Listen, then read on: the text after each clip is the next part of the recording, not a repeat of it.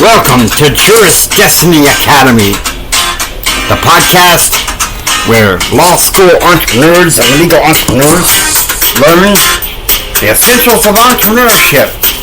Get ready, because court class is in session.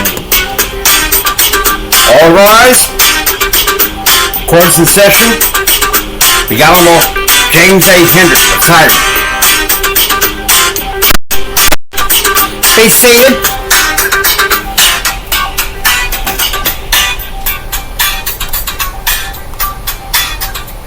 Now, today, we are going to cover something important. There might be some long pauses, but this needs to be addressed. We've spent a couple of weeks working on Law 1, which is the law of personality. Now there's number 2, the law of leadership. Okay, and a lot of this I base on the 21 Irrefutable Laws of Leadership by Dr. John C. Maxwell. Let me tell you something. Say you got your law degree, but maybe you're wanting to branch out a bit. Okay, you want to do some public affairs. Maybe you want to do some speaking and coaching. No, speaking and coaching. The John Maxwell team is good for that. I look at the budget and a business. That's what I'm going to do.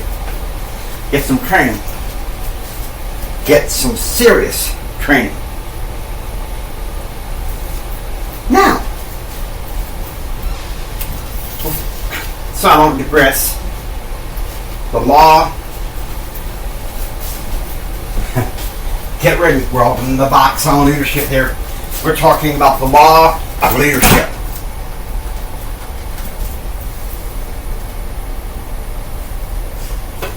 Yeah, leadership. Some say, well, leadership doesn't have anything to do with entrepreneurship. Well, you're right. John Maxwell is right. It's not necessarily a part of entrepreneurship. One person can just have a one-man shop. But you've probably have read some of Robert Kiyosaki's books, and so I'm going to expound on it just a little bit. There's the E quadrant, the S quadrant, the I quadrant, and the B quadrant. The cash flow quadrant. So, say you have a B quadrant business. Hey, you're going to want an organization. And you're going to learn to grow. So I'm going to talk about the 5 principles of leadership within that law of leadership. Unfortunately, at the time, it never occurred to me to write it in my book. But I'm going to put it down anyway. First of all, leaders communicate. Okay? That's these are the 5 principles of leadership. That's part of the law. Each law is backed by principle. As a pattern of success, okay? Leaders communicate. Leaders need to be concise in their communications. I want you to sit there, and think that a little bit.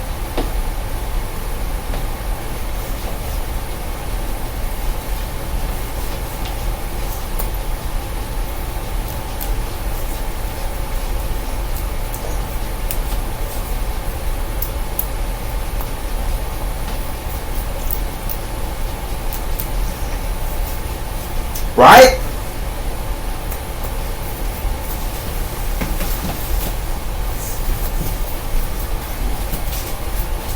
Leadership communication is multifaceted.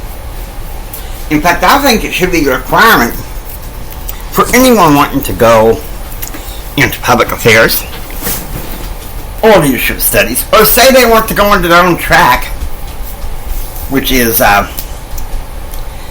leadership communications. Because leadership communications is so,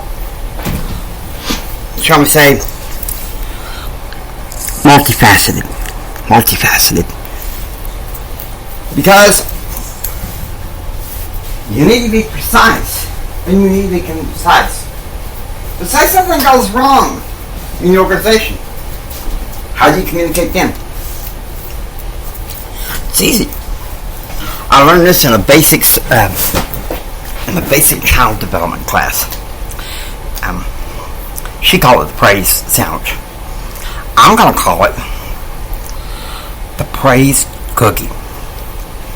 Okay? You have the praise. That's the hour later. Okay? Inside the feeling. That's the criticism. And then you top it off with praise. That is the best way to motivate people.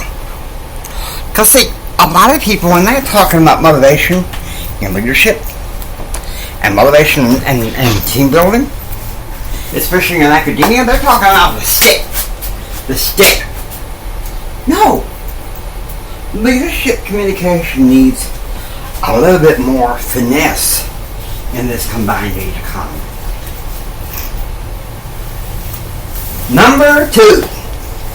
Leaders delegate. I want you to sit there and chew on that for a little bit.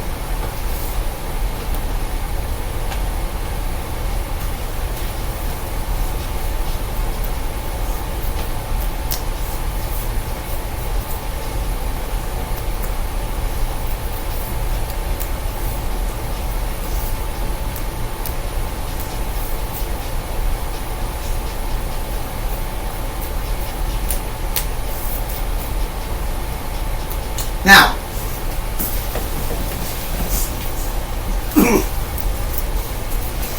when it comes to leaders delegating, I have a failure story and a success story.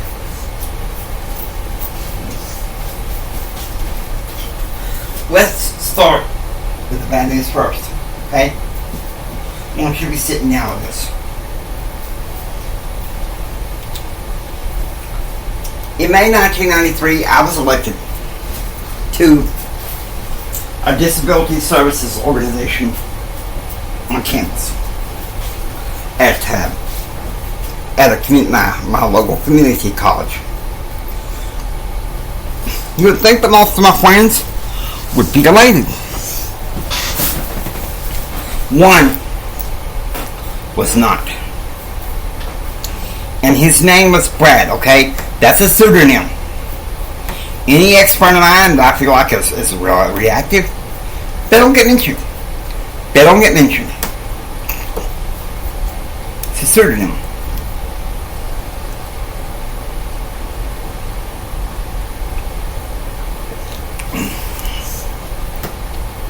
He was not happy. But instead of offering proactive criticism, he said, and I quote, "At this point of your life, Jimmy, you would make a terrible leader."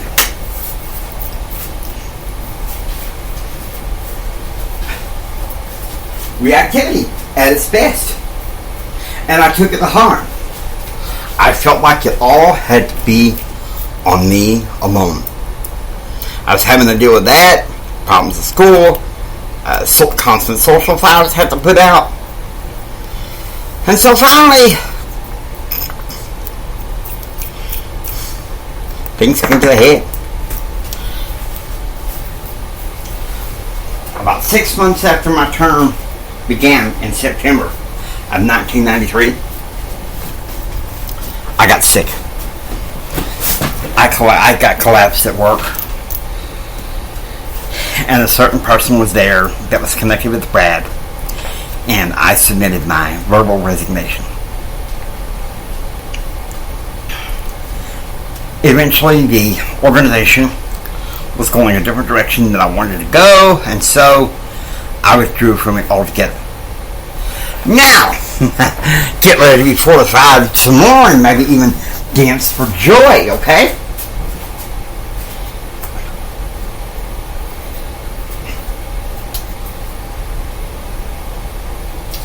In July 2020, I was elected and installed as Vice President for Public Relations. And now I am president of my local Odessa Toastmasters Club. Both people are proactive. They offer constructive criticism. Okay? They offer constructive criticism, and that's one thing that matters most. That's one thing that matters most to me. Because I said to me, you make a good leader. Let's work on you and helping you develop further your leadership skills. Because my reactive friends that say, you have a lot of growing to do, but they would never give the proactive solutions to bring me to where I needed to be. And so, for a little while, until I made some serious changes in my life, I was forced to grow up on my own. But the good news was, Toastmasters was there. An encouragement to me in the height of this pandemic. Okay? So I want you to think about this.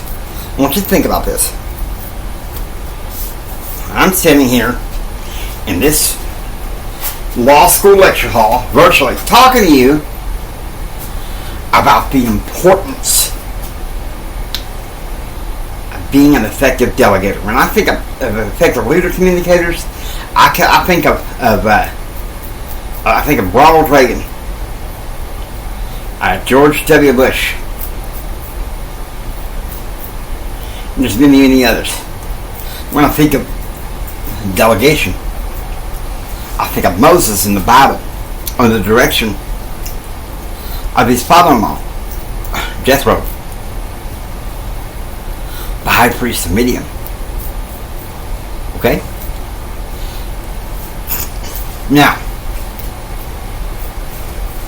we're going to get into the meat of this, and I want you to sit on chewing this a little bit. Leaders edify.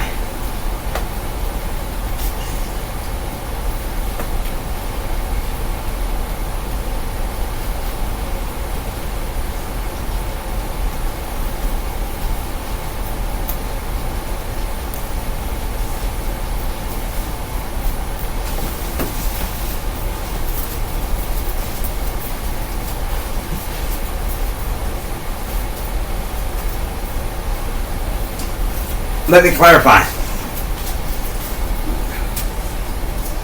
By edify, I mean two things. The first concept I got from Dale Carnegie's How to Win Friends and Influence People. In one of the chapters,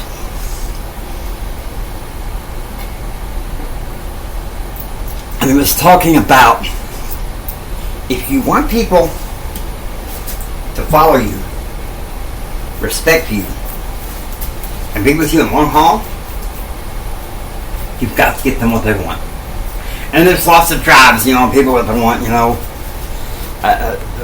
sex, food, money. But the most important tribe, appreciation. Telling people in your organization how much you appreciate them. And adding, John Maxwell, the 21 laws of leadership, adding value. Dr. Stephen Covey said this. He said, the best leaders are not the ones looking down at the org chart, seeing what's going on. No, the best leaders are in the trenches. They are in the trenches. And you know what? They are saying, step right here. Come on, put your foot right here. Come on. I'm going to take you to the next level. That's what I mean by edifying, adding value, showing appreciation. Okay? Showing appreciation.